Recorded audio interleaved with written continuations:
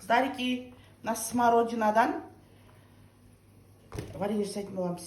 Бірақ бұны біздер қайнатпаймыз.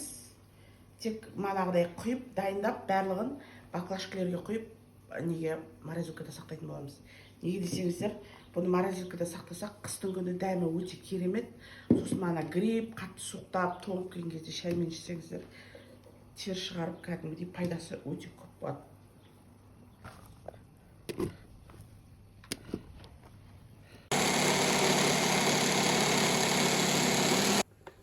Мына 5 кило смородинаға көрдіңіздер ме қандай әдемі болды. Осы 5 кило смородинаға біздер қазір 5 кило секер салатын боламыз.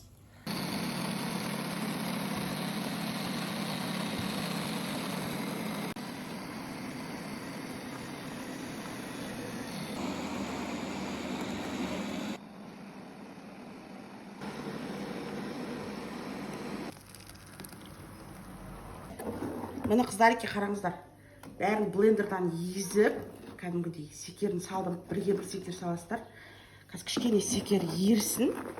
Ерігеннен кейін сразу аламыз да жаңағыдай баклажкалерге құйып морозилкаға салып тастаймыз. Морозилкада тұра береді, сосын 1 жыл, 2 жыл. Бұда срок болмайды. Егер қатты қою болып кетіп жатса, аз ғана су араластырып жіберсеңіздер болады.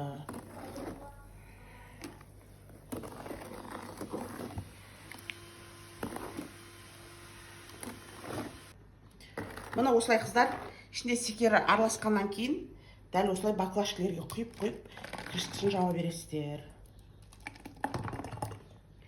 Блендердан езгілегеннен кейін воронкадан да оңай өтеді осылай.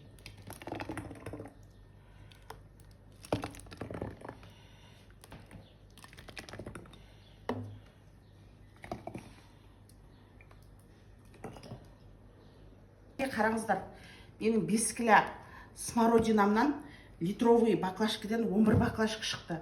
Мен енді жаңағы 5 кило смородина болғаннан кейін 5 кило манағыдай секер салдым. Сосын бір жарты килодай бұның ішіне су кетті. Не десеңіздер, слишком қою болып кетті да, бұл қиылып болмайды қою болғанда. Сосын кішкене сол не істеу үшін азғанай ғана су құйдым мен.